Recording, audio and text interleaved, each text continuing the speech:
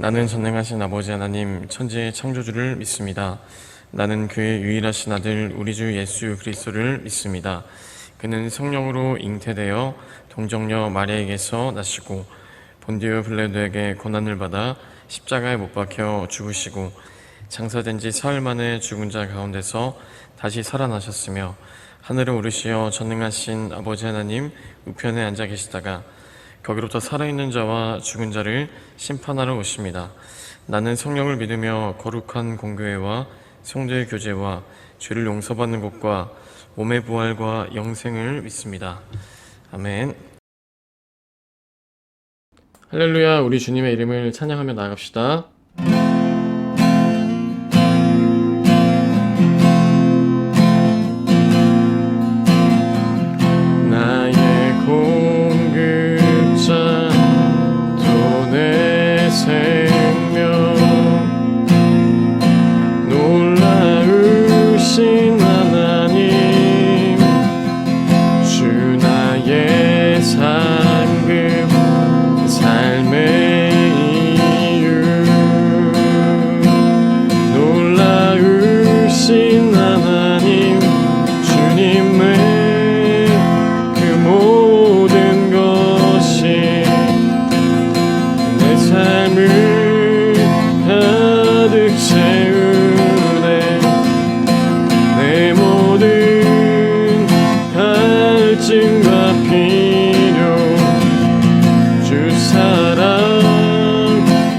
만족시키니 부족함 없네.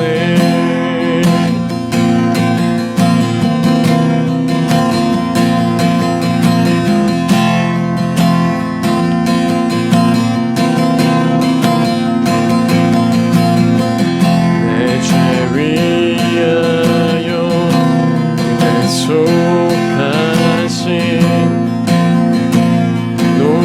놀라우신 하나님 다시 오시와 나의 모든 것 놀라우신 하나님 주님의 그 모든 것이 내 삶을 가득 채우네. 내 모든 갈증과 필요 주 사랑으로 만족시키니 부족함 없네.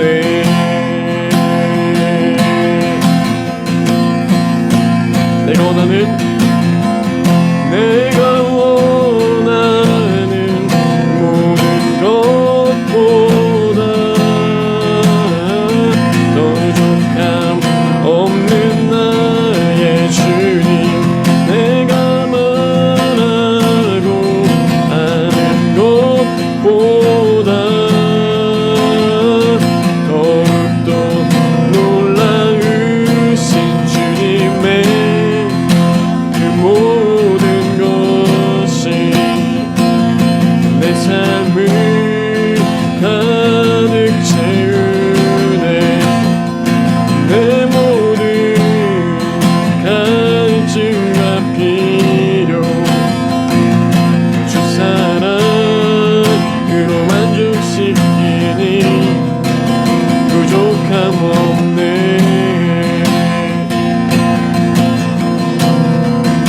부족함 없네.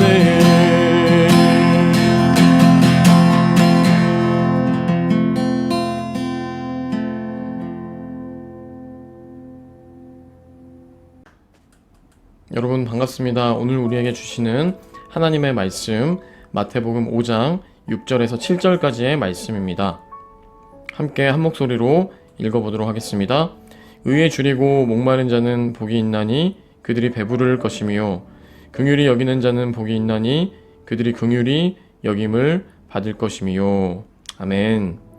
여러분, 어떻게 한 주간도 믿음으로 삶을 잘 평안히 지내셨습니까?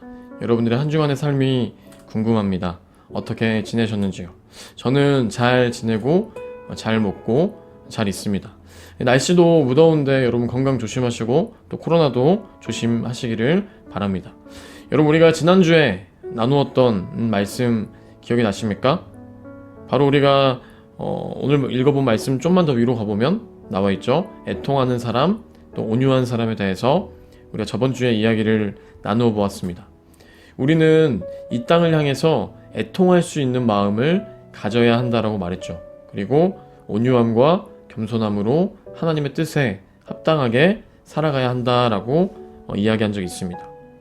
그리고 하나님께서는 6절에서 말하다시피 이러한 사람들을 찾고 계십니다. 어떤 사람들을 찾고 계시냐 하면 하나님께서는 의에 줄이고 목마른 자를 찾고 계십니다.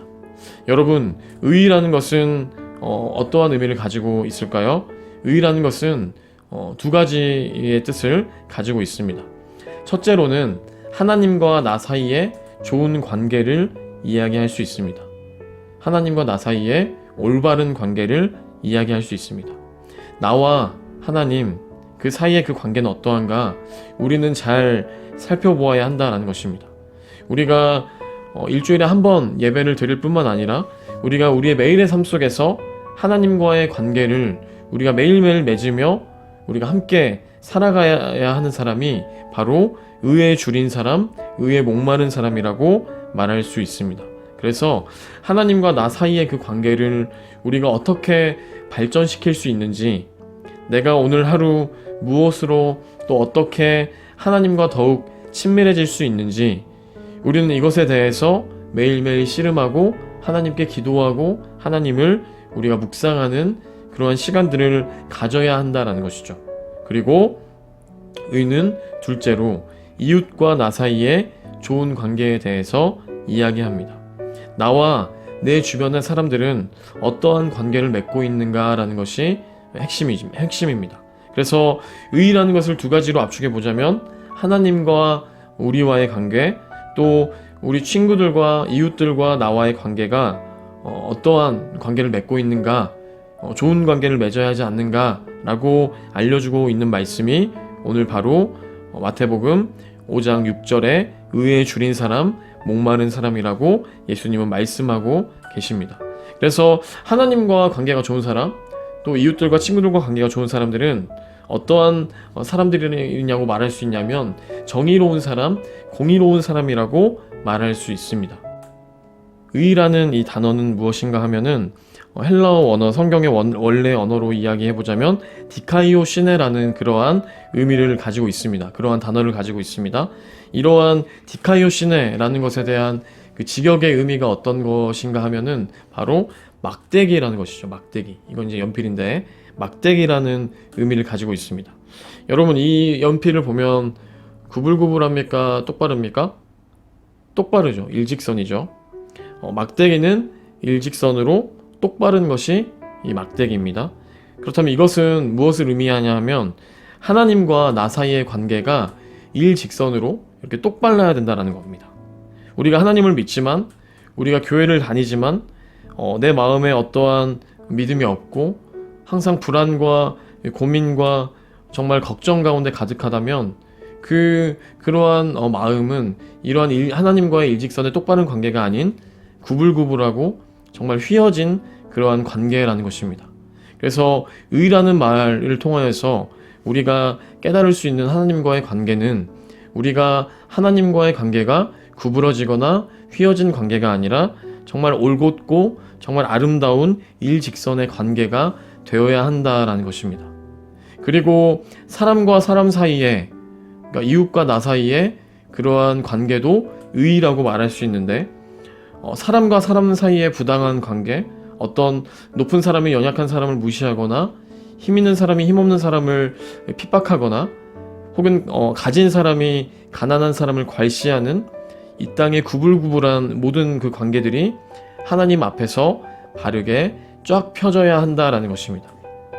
그래서 의라는 것은 우리에게 어떤 것을 의미하는가 하면은 하나님과 우리 사이의 관계가 아름답게 올곧게 쫙 펴져 있어야 된다는 것이고, 또 사람과 사람들과의 그 관계가 어떠한 신분이 생기거나 어떠한 차별이 생기는 것이 아닌 사람과 사람 사이의 그 관계도 일직선으로 똑바르고 올바른 관계를 맺어야 한다라는 것이죠.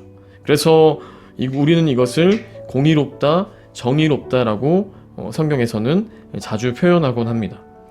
그래서 예수님은 항상 우리에게 말씀하시는 것입니다. 우리가 하나님과 나의 관계가 올바른 관계가 되어라 라는 것이죠. 그리고 그러한 관계를 맺고 살아가고 있다면 내 주변의 이웃과 또 나 사이의 관계가 아름다운 관계가 되어야 한다라고 예수님은 오늘 마태복음의 말씀을 통해서 말씀하고 계시는 것입니다. 그래서 그런 사람들에게는 무엇이라고 말씀하고 있습니까? 그러한 자들은 배부를 것이다 라는 것입니다.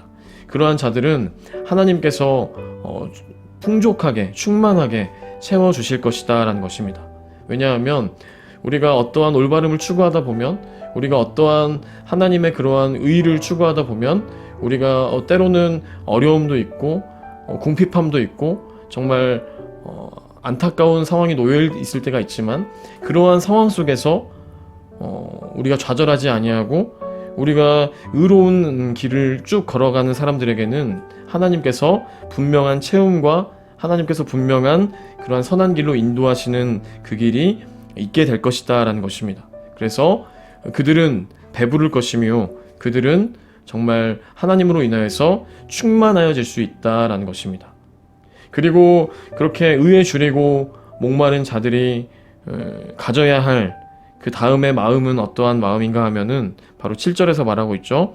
긍휼히 여기는 자는 복이 있나니 그들이 긍휼히 여김을 받을 것이미요 라고 말하고 계십니다. 여러분, 긍휼이라고 한다라고 하면은 어떠한 마음이 드십니까?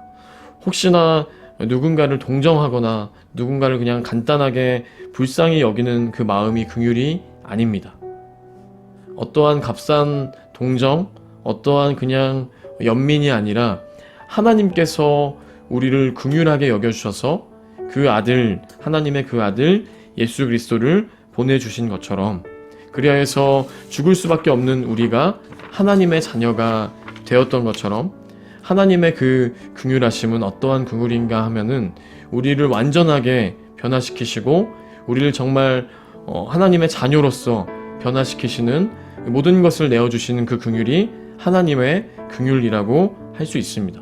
그렇다면 우리가 다른 이웃들에게, 친구들에게 베풀 긍휼 또한 마찬가지입니다. 어떠한 우리가 누군가를 단순한 동정과 불쌍으로 바라보는 것이 아니라 정말 하나님께서 우리에게 주셨던 그 긍휼한 마음, 이 땅을 변화시키고 사람들을 살리시는 그러한 하나님의 그 마음을 우리도 품어야 한다라는 것입니다. 예수님께서 자신의 모든 몸을 바쳐서 우리를 살려내신 것처럼 우리도 우리 이웃들을 향하여서 애통한 마음으로, 또 긍휼한 마음으로 모든 친구들과 이웃들을 품으며 사랑할 수 있기를 예수님은 오늘도 우리에게 간절히 요청하고 계십니다. 그래서 우리가 정말로 하나님과 우리와의 관계가 아름다운 의로운 사람, 또 친구들과 사람들과의 그 관계 속에서 우리가 아름다운 관계를 맺는 정말로 의로운 사람, 그리고 우리가 정말 그 모든 관계 속에서 하나님의 그 긍휼하심을 우리가 품어내며 또 이렇게 전하며 나아가는 그러한 친구들이 우리 영광교회 중고등부 친구들이 되어지기를 주님의 이름으로 소원합니다. 그래서 여러분, 그 긍휼한 마음을 먼저 가족에게, 또 친구에게, 가장 가까운 나의 정말 이웃들에게 전하며 나아갈 수 있는 의로운 그런 한 명의 예배자 되어지기를 주님의 이름으로 축복합니다. 제가 이 시간 기도하겠습니다. 하나님, 감사합니다. 오늘 또 우리를 이 자리 가운데 불러 모아주셔서 우리가 오늘 또 하나님을 예배하고 우리가 오늘 또 하나님과 함께 이렇게 예배를 드릴 수 있도록 우리를 붙들어 주시니 참 감사합니다. 하나님, 우리의 삶 속에서 우리가 혹여나 하나님과 휘어진 관계, 구부러진 관계 가운데 우리가 놓여 있었다면 우리가 다시 한번 회개하여서 주님과의 관계를 우리가 온전히 회복하며 나아갈 수 있도록 인도하여 주시고, 또 그러한 회복된 마음으로 말미암아 우리 주변의 친구들과 이웃들과의 관계 속에서 아름답게 관계를 맺으며 하나님과 동행하는 그러한 우리의 친구들, 긍휼한 마음을 가지고 그 긍휼함을 전하며 나아가는 우리 친구들 되어줄 수 있도록 주여 인도하여 주시옵소서. 감사드리며 예수 그리스도의 이름으로 기도드렸습니다. 아멘. 하늘에 계신 우리 아버지, 아버지의 이름을 거룩하게 하시며 아버지의 나라가 오게 하시며 아버지의 뜻이 하늘에서와 같이 땅에서도 이루어지게 하소서. 오늘 우리에게 일용할 양식을 주시고 우리가 우리에게 잘못한 사람을 용서하여 준 것 같이 우리 죄를 용서하여 주시고 우리를 시험에 빠지지 않게 하시고 악에서 구하소서. 나라와 권능과 영광이 영원히 아버지의 것입니다.